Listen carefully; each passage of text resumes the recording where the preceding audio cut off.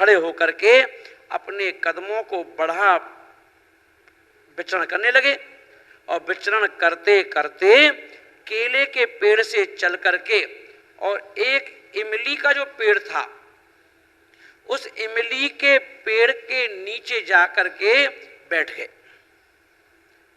अब जाकर के उनका गुस्सा फिर वापस, जो एकदम क्रोध का वेग उठा था वो धीरे धीरे फिर वापस शांत हो गया।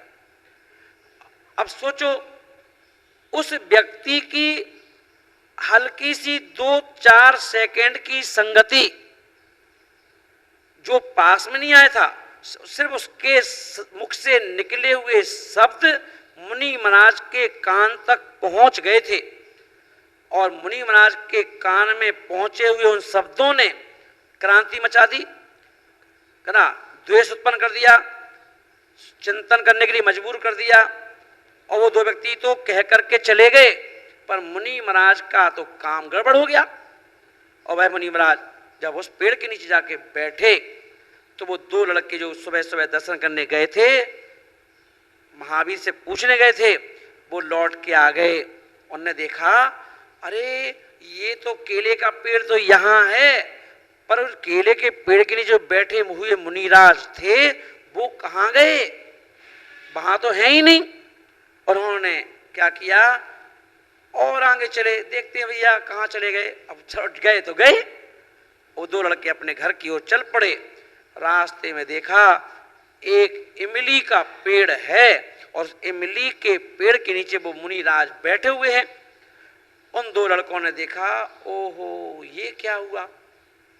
जाके फिर नमस्कार किया, बोले हे मुनिराज नमोस्तु। मुनि महाराज ने अपनी चक्षुओं को खोला, आशीर्वाद दिया, धर्म वृद्धिस्तु। बोले अरे तुम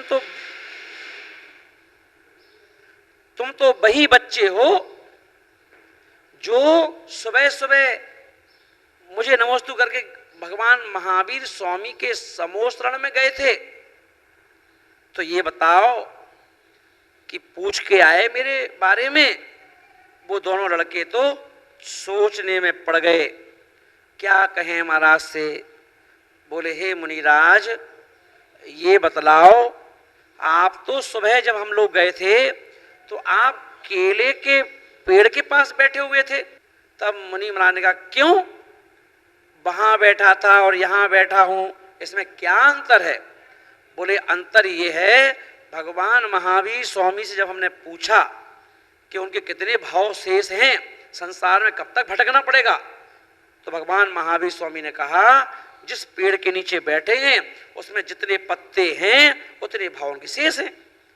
तो हम तो बड़े खुश हो रहे थे कि आप केले के पत्ते के नीचे बैठे हो, केले के पेड़ के पास, और केले के पेड़ में तो पत्ते बहुत कम होते हैं, तो बड़े खुश हो रहे थे। पर आप तो इमली के पेड़ के नीचे आ गए, और इमली के पेड़ में तो पत्तों की संख्या को गिन भी नहीं सकते हम, इतने पत्ते होते हैं। मुनि महाराज ने मन में विचार किया, ओहो 10 सेकंड का मन में अपने परिवार के बेटे के प्रति सुनकर के और मुझे उनके प्रति जो राग उत्पन्न हुआ और उस व्यक्ति के प्रति द्वेष उत्पन्न हुआ 10 सेकंड के लिए, 15 सेकंड के लिए, और उन 15 सेकंडों ने जहां केले के पत्ते 10 होते और वहां उन 10 पत्तों के चक्कर में 10 भाव से छोटे छोटे पत्ते होते हैं, 10 सेकंड में बढ़ गए। तो बोले कि हे ज्ञानी आत्मा, हम जब संसार में रहते हैं तो धर्म करते हैं कर्म से बचने के लिए, जो पाप कर्म है उनसे बचने के लिए, और पाप कर्म से बचने के लिए जाते हैं मंदिर, हम जाते हैं भगवान के पास, हम जाते हैं आचार्य के पास, हम जाते हैं उपाध्याय के पास, हम जाते हैं साधुओं के पास, और वहां जाकर के भी हमें राग उत्पन्न हो जाता है, ये मेरे गुरु हैं, ये मेरे गुरु हैं, ये मेरे गुरु हैं। और गुरु कहते हैं ये मेरे चेले हैं, ये मेरे चेले हैं, ये मेरे चेले हैं। तो गुरु और चेले के अंदर में भी राग द्वेष उत्पन्न हो जाता है। और जब राग द्वेष उत्पन्न होता है तो आचरण बोल रहे हैं कि बस समझ जाओ कितने भाव बाकी हैं, कितने भाव बाकी हैं, कितने शेष भाव हैं। क्योंकि तुमने क्या किया, कभी कोई व्यक्ति एक गुरु की जानबूझ करके अवहेलना करने में लग गया। किसके लिए? दूसरे गुरु के लिए। बोले क्यों? बोले दूसरा जो गुरु है वो हमारा गुरु है और ये जो गुरु हैं ये मेरे गुरु नहीं हैं। तो एक गुरु और दूसरे गुरु, गुरु तो गुरु हैं, चाहे वो किसी भी गुरु के चेले हों, किसी भी पंथ के हों, क्योंकि साधु का कोई पंथ नहीं होता है। गुरु तो आगम पंथ उनका होता है। जो महावीर का पंथ होता है वही गुरु का पंथ होता है। इसलिए ध्यान रखें, साधु को साधु के रूप में देखो और श्रावक को श्रावक के रूप में देखो। गुरु से कह दिया तुम्हारा काम अपने से जोड़ने का नहीं है। आपको जो भी व्यक्ति आपके पास नमोस्तु करने आता है, आपकी भक्ति करने आता है, आपको चौका लगाता है, आपके नारे लगाता है, आपका जुलूस में शामिल होकर पैसे खर्च करता है, तो वो तुम्हारा नहीं हो गया, भक्त है। उसे भक्त ही बना के रखना, क्योंकि वो बड़ी आशा लेके आया है कि हम आपके निमित्त से अपनी आत्मा का कल्याण कर लेंगे।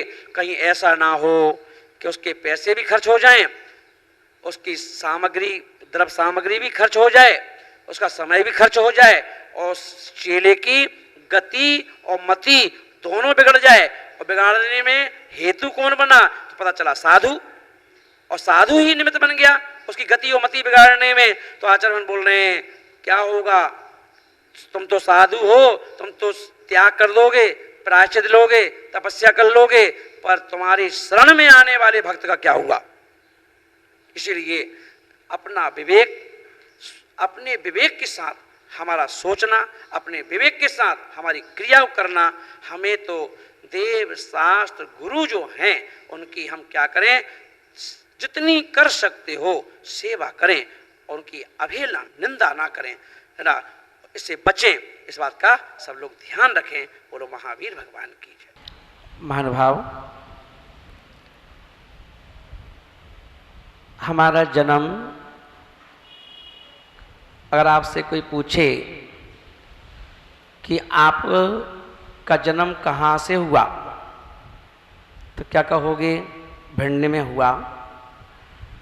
पर अपन देखें, हर जीव का जन्म निगोद से होता है। कहाँ से होता है? निगोद से। और अपन देखें, निगोद से जन्म होता है और उसका जो स्थायी निवास स्थान है वो कहाँ है?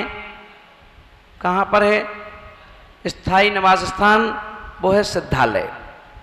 और पर अपन देखें, निगोद से निकलना और सिद्धालय में पहुंचना, इस दूरी के बीच में चारों गतियां भी आ चुकी। पर ये जीव क्या करता है? अज्ञानता के बस में होकर के अपनी यात्रा पर निकला तो है, मगर अपनी मंजिल तक नहीं पहुंच पाया। क्योंकि जिस प्रकार से कोई विदेशी व्यक्ति हमारे भारत में घूमने के लिए आए, या हम यहाँ से किसी अन्य कंट्री में जाकर के घूमने के लिए जाएं, तो हम वहाँ पर बड़े संभल कर रहते हैं कि हमसे किसी प्रकार की कोई गलती ना हो जाए। क्योंकि यदि कोई गलती हो जाएगी, कोई अपराध हो जाएगा, तो हम जितनी समय सीमा विदेश से यहाँ रहने के लिए लाए हैं वो अवधि जेल में चली जाएगी। फिर हम अपनी कंट्री वापस कैसे जाएंगे ना। तो उसी तरह से यह जीव जो है निगोद से निकला तो था पर्यटन यात्रा के लिए। कहाँ के लिए? कि शिवालय में पहुंचना है, मगर अपन देखें यहाँ आकर के भटक गया। इसीलिए क्यों कहा गया कि जो जाति जो शक्ति सिद्धों में है वही शक्ति तेरे अंदर है। पर अंतर इतना है, सिद्ध लोग भटके नहीं, इसलिए वो कहाँ पहुंच गए, सिद्धालय में पहुंच गए, और हम लोग भटक गए इसलिए यहां अटक गए, सिद्धालय में नहीं जा पाए। पर किसी ना किसी गति में, किसी ना किसी भाव में जाना तो मोक्ष ही है ना। इसलिए आचार्यों ने कहा कि ज्ञान लेते रहो, जिस ज्ञान से हमारे अंतश्चक्षु खुल जाएं और हमें पता चल जाए कि मैं कहां फंसा हूं चक्कर में। अच्छा ये बताओ, जब जन्म हुआ बच्चे का तो उस बच्चे को कोई टेंशन है क्या? बच्चे को टेंशन है, किसका देना है, किससे लेना है, माँ की चिंता हो, पिताजी की चिंता हो, भाई की चिंता हो, बहन की चिंता हो, उस बच्चे को किसी की चिंता है क्या? नहीं है। उसको तो अपनी चिंता है। जैसी भूख लगती है तो रोना चालू कर देता है, तो उसे मालूम है कि मेरी माँ अपने आप व्यवस्था बना देगी, और बना दी जाती है। और जैसे उसकी व्यवस्था बना दी जाती है वो फिर खेलने कूदने में लग जाता है ना। उसे नहीं मालूम कि तुम्हारा मोबाइल जो है कितना कीमती है तुम्हारे लिए, पर जब उसके तुम हाथ में देते हो तो जमीन पे फेंक के मारता है, कीमती से कीमती सामान फेंक देता है, उसे नहीं मालूम। बिंदास है, बिंदास जिंदगी है। तो बताओ, ये जितने यहाँ आप लोग बैठे हैं ये भी तो उसी पड़ाव से निकल करके आए हैं, आज ही तो बड़े नहीं हो गए। तो एक समय पर ऐसा था जब अपना भी जन्म हुआ था तो हम भी पल्ले में हों या किसी की गोदी में हों बिंदास रहते थे, पर आज वही बच्चे बड़े हो गए, और बड़े हो गए तो आज कितना टेंशन में हैं। वही बच्चे दूसरे नहीं है, कितना टेंशन में है। क्या आपके ऊपर सारे देश की जिम्मेदारी है? क्या आपके ऊपर पूरे समाज की जिम्मेदारी है? जिसके ऊपर पूरे देश की जिम्मेदारी है वो भी इतना टेंशन में नहीं है, जिसके ऊपर पूरे समाज की जिम्मेदारी है वो भी इतना टेंशन में नहीं है। बताओ, मगर जो महाराज हैं हम इनके पीछे पीछे भाग रहे हैं। अब कोई भी महाराज हो, बोले उन महाराज के पास जा रहे हैं, हम उन महाराज के पास जा रहे हैं, हम उन महाराज के पास जा रहे हैं, वो महाराज भी टेंशन में नहीं है। टेंशन में कौन है? आप हो। और इतना टेंशन लेके बैठे हो कि पता चला कि भूख प्यास भी खत्म हो गई, भूख प्यास खत्म हो गई, शरीर खत्म हो रहा है ना, कर्जे में डूबे जा रहे हो, ना नींद आती है ना भूख लगती है। क्या कारण है? क्योंकि तुमने अपने आप को क्या मान लिया? कर्ता मान लिया। कर्ता क्या मान लिया है? कर्ता। और आचार्य बोल रहे हैं कि कर्ता बुद्धि जो होती है ये हमारे पतन का कारण होती है। कर्ता बुद्धि समझते हो? कर्ता बुद्धि कि मैं ही करता हूं, है ना। जैसे छिपकली छत पे चिपक जाए तो उससे अगर कहो कि नीचे आ जाओ तो छिपकली क्या कहती है? अरे मैं कैसे नीचे आ जाऊं, अगर मैं नीचे आ जाऊंगी तो ये छत नीचे गिर जाएगी। तो वो उसको क्या अपने आप में गलतफहमी हो चुकी कि छत को मैं ही पकड़े हुई हो। ऐसे ही उस छिपकली की तरह आप सबको भी क्या गलतफहमी हो चुकी है कि अगर मैं ना रहूं घर में तो घर का सब बेकार हो जाएगा,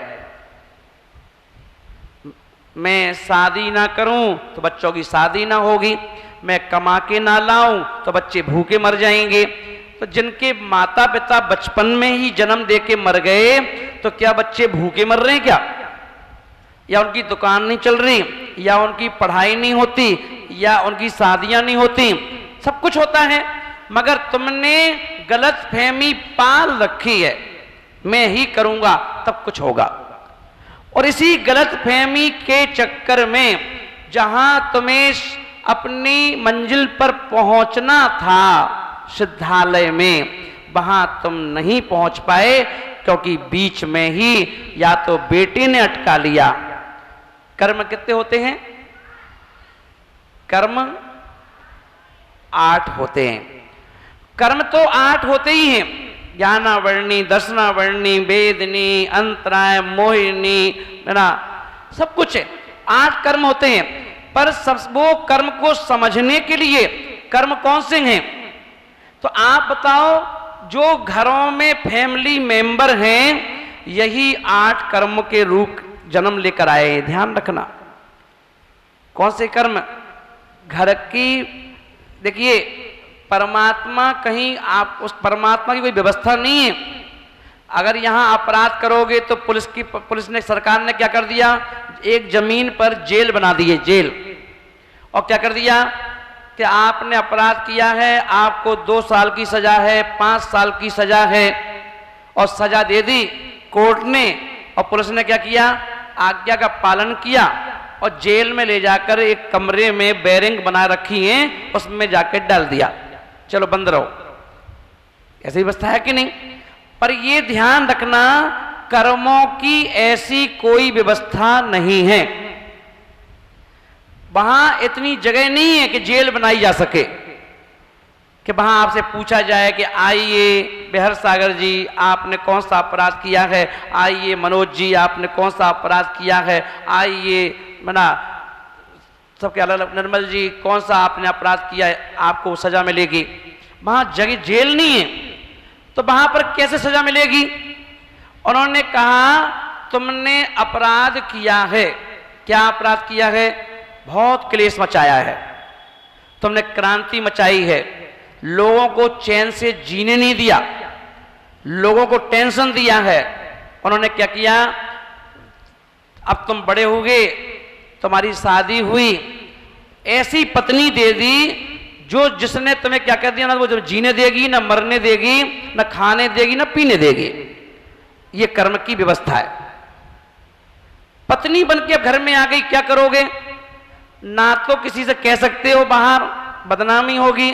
अब क्या करोगे? सहन करो, सहन करना पड़ेगा। पता चला ऐसा बेटा दे दिया कि बेटा वैसे तो बेटा है पर मां को भी गाली बकता है, पिता को भी गाली बकता है, और मौका पड़ जाए तो क्या करता है, हाथ भी उठा देता है। अब किससे कहोगे?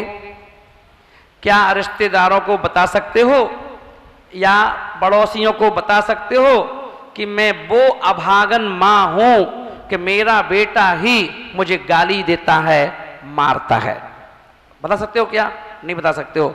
अब कर्म कहता है कि तेरी गलतियों की सजा है, तू भुगतना पड़ेगा, और तुझे ऐसी सजा देंगे ना किसी को बता पाएगा, अंदर अंदर घुटता रहेगा। बाहर से भी सुन, अंदर से भी घुटो, और धीरे धीरे वो शरीर खोखला हो जाएगा, और एक दिन अपने